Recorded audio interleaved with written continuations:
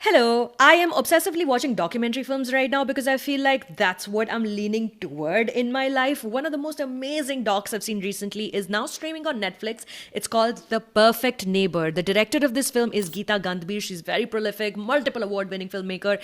I speak with her today and the editor of this film, Viridiana Lieberman, about the film. Why the editor of the film? Well, the film entirely is created using body cam footage that the police has captured during this particular event that occurs in Florida in the United States of America, and how that body cam footage is stitched together to create this thriller of a docu-film that is about gun laws, racism, community, hold your ground laws. There's so much. There is so much in this documentary film. It's nominated now for many more awards, and I really think that more and more people are going to be talking about it in the coming months. The film premiered at Sundance. Before we start with the interview with the director Geeta Gandbhir and her editor Viridiana Lieberman, let's quickly take a look at bits of the trailer of this film, and then we'll get into the interview. It's a very short interview, only 10 minutes. A little bit I've spoken about it, but watch the film, The Perfect Neighbor. It's on Netflix.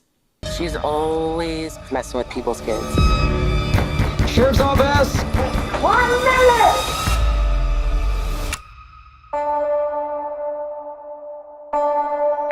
Hi, Geeta, and hi, Viridiana. It's nice to meet the both of you. Nice to meet you. Great to meet you. I am such a fan of this film. It is such a fantastic, fabulous, and important work. First of all, tell me, the title of this film, The Perfect Neighbor, Geeta, this is for you. It comes from Susan describing herself in one scene. What made you choose this phrase as the title of your doc? And just how did you get the decision? Sure. I think in my experience, the title of the film always comes last. Like you basically, or maybe you have something that you think is the title, and then it comes when you build the film out. There's something that resonates deeply, and I think it was really fascinating to me that Susan referred to herself as the perfect neighbor. That she believed that she was, and I think to me that really showcased again the way that we perceive ourselves, particularly when there's a dispute. When we create a dispute, and it showed me how it spoke to the polarization that exists, and her, again, and I wanted to raise the question of what is the perfect neighbor, right? I wanted people to think about that. Like, who is the perfect neighbor, who gets to decide what they are, that they are that. I thought it was really compelling, and also sort of taking what she had to say and subverting it, Yeah, because this phrase jumps out at you when she describes herself as that you're just sort of like, it's like an egg is on your head, like that feeling of egg running down the back. It's suddenly that you feel very cold.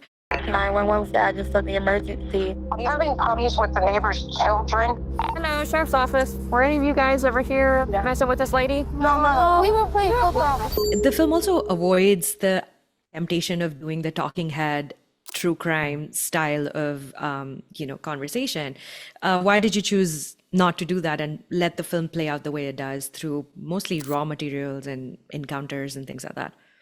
I think I can give, I'm going to let Viri talk about some of the reasons we committed, but I think a big reason was we didn't want to go back, and re-traumatize the community by having them relive this again in interview.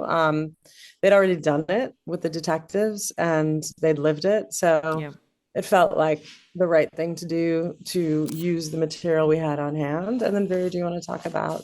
Yeah, I mean, I think that also treating it through such an observational, raw approach was showing the facts, showing the truth. There was no kind of over cultivating here, and we always talk about sometimes some forms of storytelling that are about themes like this or stories like this do skew biased, manipulative. There's things that we've kind of gotten drawn into in a lot of stories recently in the form of storytelling.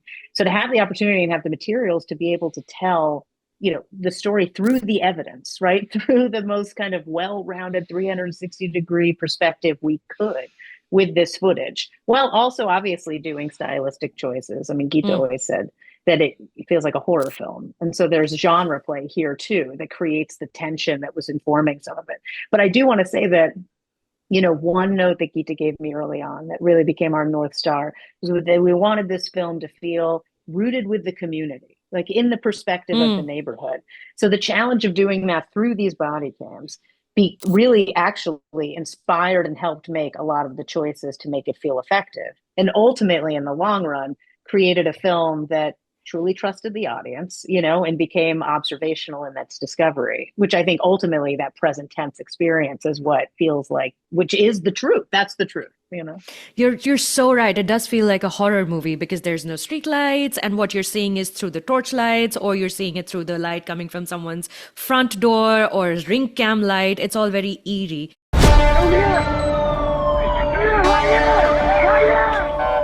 A little background on me, I'm Indian and I moved to America 2 years ago. So I'm very, very new here. I'm still learning. And I feel like body cam footage has taught me so much about this nation because there's so much of it on the internet, just freely available. And there was time where I was just watching them over and over from so many different states. And I'm just learning about the nation through body cam footage. Watching the Perfect Neighbor also makes you realize that this is not a necessity in India. Cops are not required to wear cameras. So Geeta, this is to you. What do you hope international viewers are taking from this film? Because in America, people understand what the format is. This is body cam footage. They're very familiar with this. But in a place like India, people don't even seem to require this conversation right now that cops should be wearing cameras. Well, I think that this film, I mean, the themes are universal, right? Everyone lives in a community. Everyone they live in a community with, perhaps their family or maybe alone, but we all have neighbors. You can't, I mean, your neighbors may be 20 miles away, depending on where you live, but we all have neighbors, and how we show up in our communities is really the first step to, and representative of how we show up in the world and how we treat our neighbors. And it's in every sort of religious text, right? Love thy neighbor, because that is, again, how we build safe, just societies is through our, again, how we treat our neighbors and how we view them, and et cetera. So I think that's something that is relatable no matter where you are in the world. Again, we are, it starts with individuals, but we are all part of communities. So it's something I hope it spurs thought for people around what being a neighbor actually means. Being ideally an upstander, not a bystander. Treating your neighbors like they're your family, as that community did, which was really beautiful. Body camera footage, though, too, to speak to that, is so important. Like, there's only 8 states, I believe, and we should fact check this, but I think it's only 8 that require body camera footage in fascinating country. And it is so, and usually body camera footage, it has become, it can be used as a violent tool of the state, where they try to use it to criminalize and surveil, our communities, and particularly vulnerable communities and communities of color. But I think that, as you see, it's also really important. It's really important. Had there been body camera footage involved when, for example, in the murder of Trayvon Martin, which is another notorious stand your ground case, maybe that would have gone differently. So I think the onus is on us to demand that the cops wear body cameras, just to, again, it can be abused, but it's also can protect us. So yeah, it's critical. 9 times out of 10, that lady over there probably called. Oh, I know. It's like the kids. She thinks we're trying to steal her truck. Do you even know how to drive? We're 11. Pardon my ignorance, how difficult or easy it is to obtain this body camera footage to make a commercial film like so?